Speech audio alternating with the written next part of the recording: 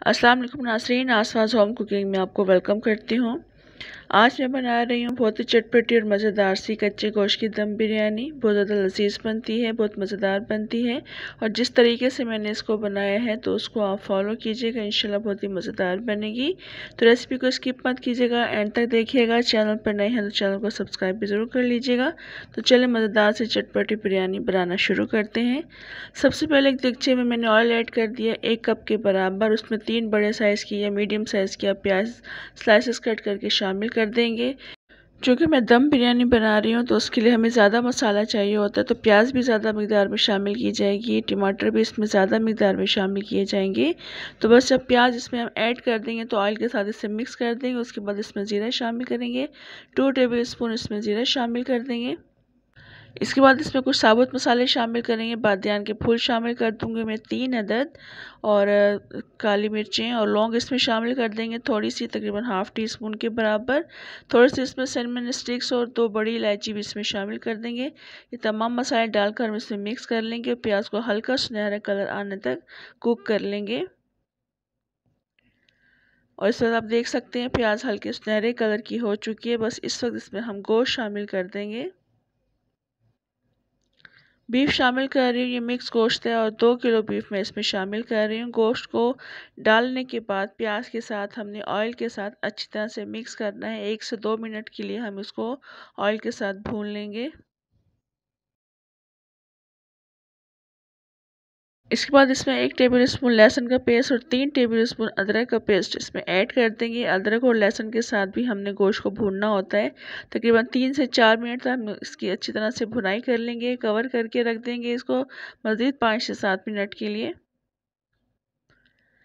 और अभी गोश्त को अदरक और लहसुन के साथ पकते हुए मज़ीद 5 मिनट हो चुके हैं। इस वक्त दोबारा से हम इसमें चम्मच चला लेंगे।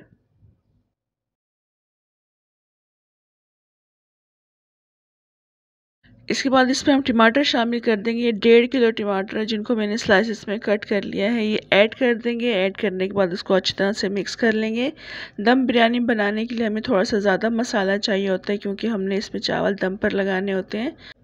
टमाटर मिक्स करने के बाद इसमें हम बिरयानी मसाला शामिल कर देंगे। ये 12 से 13 टेबल स्पून है जो मैंने इसमें शामिल किया है। ये रेडीमेड मसाला है। इसके अलावा मैं भी अपने चैनल पर होममेड बिरयानी मसाले की रेसिपी अपलोड कर चुकी हूँ, आप देख सकते हैं। बिरयानी मसाला मिक्स करने के बाद दही भी शामिल कर देंगे। साथ ही 1 पाव दही मैंने इसमें शामिल की है और साथ ही इसमें नमक भी मैं शामिल कर रही हूँ 3 टीस्पून, क्योंकि जो रेडीमेड मसाला होता है उसमें मिर्चें बिल्कुल परफेक्ट रहती हैं मगर नमक जो है वो थोड़ा सा कम रहता है। तो मैंने इसमें 3 टीस्पून अपने चावलों के हिसाब से इसमें ऐड किया, क्योंकि मैं 1.5 किलो चावल की बिरयानी बना रही हूँ और बाकी तमाम चीज़ें भी इसमें मैंने ज़्यादा ऐड की हैं। तो उसमें नमक आप भी अपने हिसाब से एडजस्ट कर लीजिएगा। 3 टीस्पून नमक डालने के बाद मिक्स कर लेंगे और मिक्स करने के बाद मैं कवर करके रख दूँगी, क्योंकि ये टमाटर, दही और गोश्त का अपना पानी रिलीज़ होगा और गोश्त इसमें काफ़ी अच्छा गल जाएगा। कवर करके रख देंगे गोश्त के गल जाने तक के लिए, मगर दरमियान में चेक भी करते रहेंगे। अभी गोश्त को पकते हुए तकरीबन 1 घंटा गुजर चुका है। गोश्त इसमें काफ़ी अच्छा गल चुका है और अभी गोश्त में पानी भी मौजूद है। मैंने इसमें मज़ीद कोई पानी ऐड नहीं किया था। गोश्त अपने पानी में ही काफ़ी अच्छा गल चुका है। दोबारा से इसको मिक्स कर देंगे।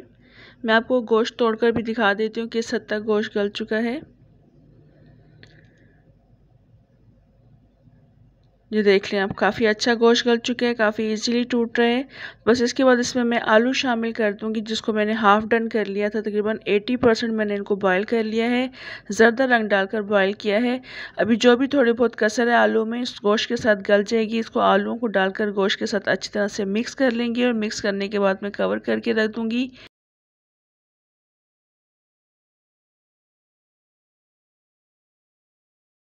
आलूओं को मिक्स करने के बाद हम कवर करके रख देंगे तकरीबन 5 से 7 मिनट के लिए, ताकि आलू इसमें काफ़ी अच्छे गल जाएं। और अभी आलूओं को पकते हुए 5 से 7 मिनट गुजर चुके हैं। काफ़ी अच्छे इसमें आलू गल चुके हैं और बाकी अगर थोड़ी बहुत कसर रह भी जाएगी तो वह दम में पूरी हो जाती है। तो बस इसमें हम पुदीना और धनिया शामिल कर देंगे। तकरीबन 1 गड्डी मैंने पुदीना शामिल किया है, आधी गड्डी मैंने इसमें हरा धनिया शामिल किया है।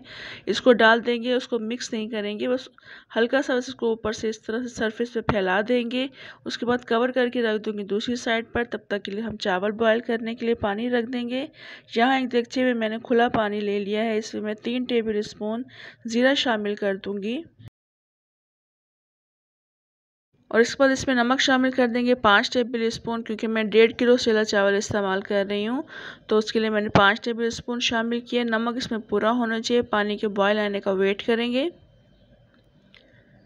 पानी में इस वक्त काफ़ी अच्छा बॉयल आ चुका है। इसमें हम अब चावल शामिल कर देंगे। सेला चावल मैं इस्तेमाल कर रही हूँ। 1.5 किलो चावल हैं जिसको मैंने 3 घंटे पहले भिगो कर रख दिया था। और तमाम इसमें हम ऐड कर देंगे और तकरीबन 80 से 85% तक हम चावलों को कुक कर लेंगे, इसमें गला लेंगे अच्छी तरह से।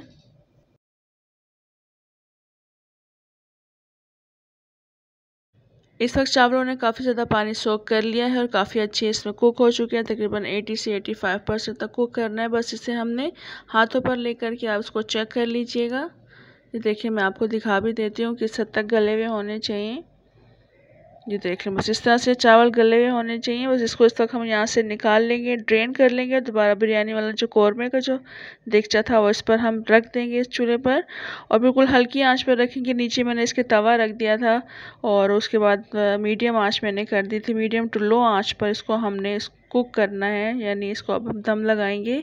चावल ड्रेन कर लेंगे, तमाम चावल इसमें हम ऐड कर देंगे।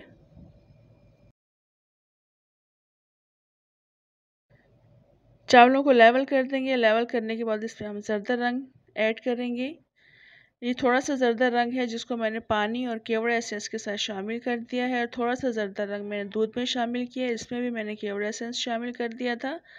अब इसे हम कवर करके रख देंगे। मीडियम आंच पे रखेंगे शुरू के 10 मिनट में और बाकी की जो 10 मिनट है उसको हल्की आंच पे दम पर रख देंगे।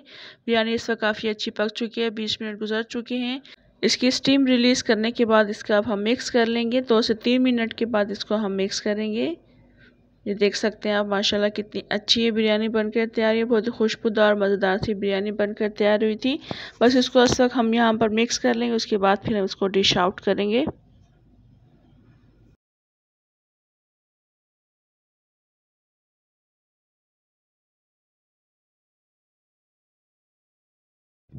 ये आप देख सकते हैं माशाल्लाह कितनी अच्छी ये बिरयानी बनकर तैयार हुई है। बहुत ज़्यादा खुशबूदार और मज़ेदार सी ये बिरयानी बनकर तैयार हुई थी। रेसिपी को ट्राई ज़रूर कीजिएगा और अपना फीडबैक भी ज़रूर दीजिएगा। कमेंट से बताइएगा रेसिपी आपको कैसी लगी और अगर रेसिपी अच्छी लगी हो तो लाइक भी ज़रूर कर दीजिएगा और अगर चैनल पर नए हैं तो चैनल को सब्सक्राइब भी ज़रूर कर लीजिएगा। इंशाल्लाह नेक्स्ट मज़ेदार सी रेसिपी के साथ दोबारा आऊँगी। तब तक के लिए इजाज़त दें। अल्लाह हाफ़िज़।